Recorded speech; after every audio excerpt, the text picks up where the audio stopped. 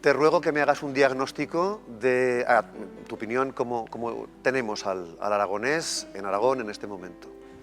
Bueno, pues quizá está un poco mejor que en años anteriores, pues porque la creación de una Dirección General de Política Lingüística que está realizando pues iniciativas interesantes hace que las perspectivas sean mejores. Se están aprobando los currículum escolares de lengua aragonesa, de infantil, de primaria, de secundaria. Se está trabajando en el marco europeo de referencia de las lenguas para su aplicación al aragonés.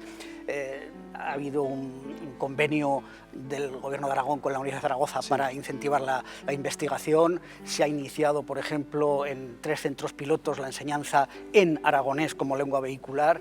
Se están haciendo cosas. Evidentemente está un poco mejor, pero hace falta hacer mucho más. Esto no son más que escarceos para, digamos, realizar una política lingüística, digamos, mucho más a largo plazo.